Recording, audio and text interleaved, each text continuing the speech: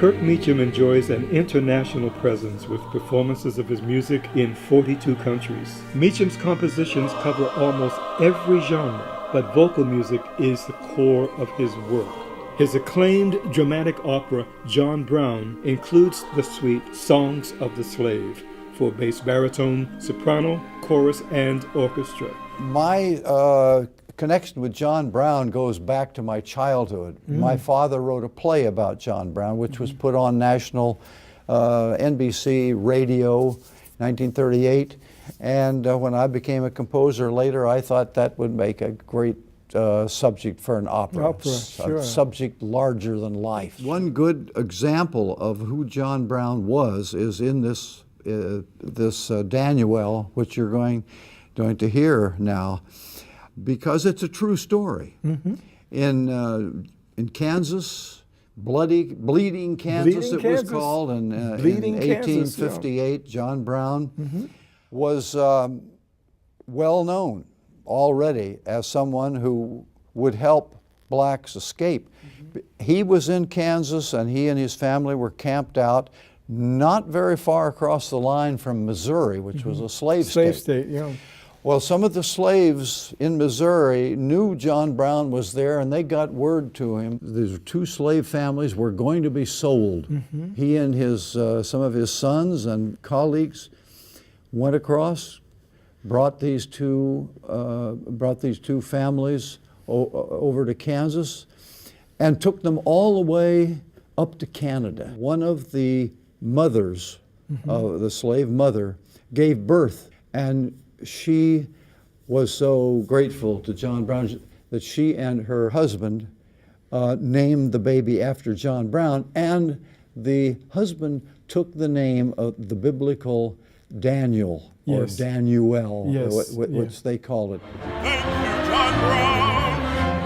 So I named my baby little John Brown. He named his baby little John Brown. And changed my name.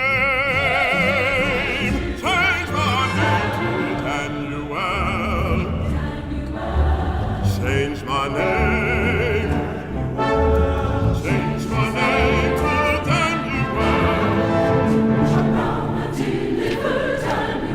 Yes, oh thank you, John Brown. Oh yes, John Brown, he delivered Daniel. Yes, oh thank you, John Brown, thank you, John Brown.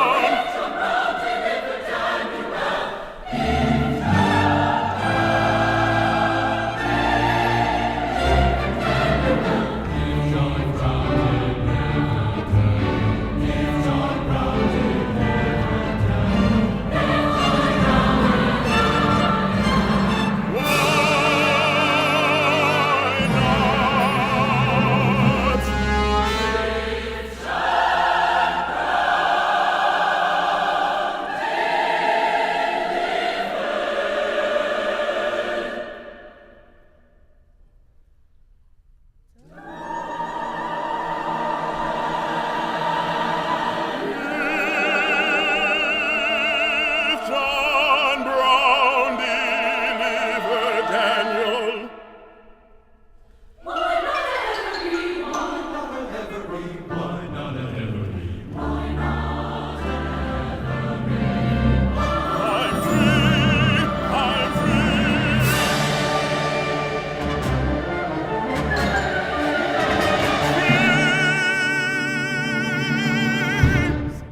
I'm free.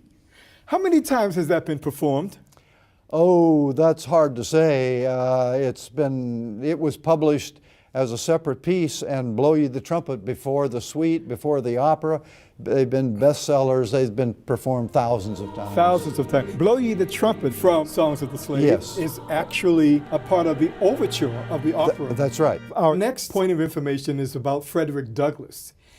Give us some information there, and what is he doing in the opera? What does he sing in the suite?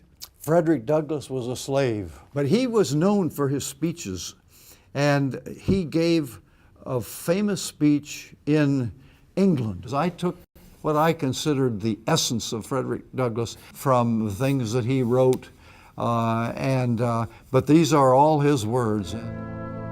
What is is American slavery.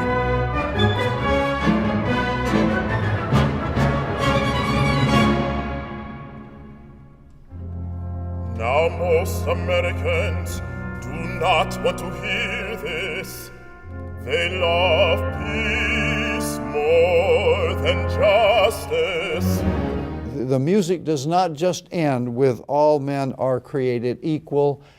Everyone has heard that so many times that it's kind of lost its meaning. So I thought I would give the chorus and Frederick Douglass the words to sing that would make the point most of all, and that is all men are created equal.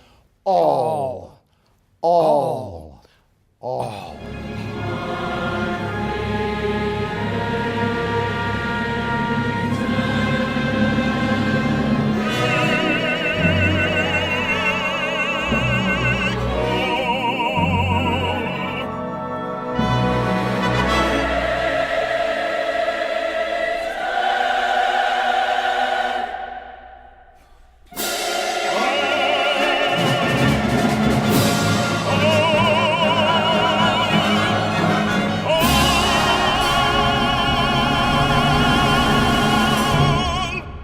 Can you tell us about your operas now? Was Tartuffe a grand opera, a comic opera? What? Probably call it a comic opera, although it has a very biting satire. Tartuffe, a religious hypocrite. Exactly. So it had a lot of reason for comedy in it, and so it is a comic opera. Yeah. And then John Brown was next.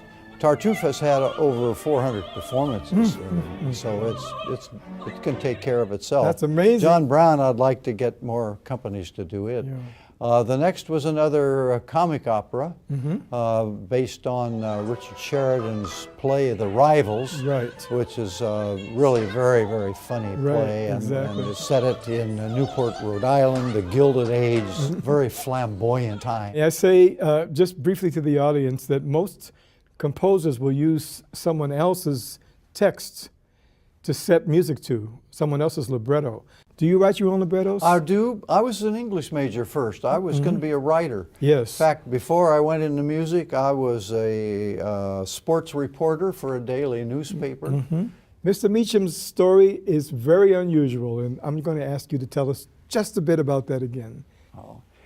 Well, it is. My mother was a musician. My father was a writer.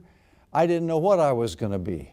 I played the music by ear. I wrote songs I didn't even know how to write down. I went to Stanford as an English major, kept on writing music, and finally took music courses, sang in the chorus, and found out that's where my real love was. And that's how I decided that this would be a little bit different kind of a musician's biography. Excellent. Thank you so much. Mr. Kirk Mechem, thank you for joining us. I greatly appreciate it. We appreciate it. My pleasure.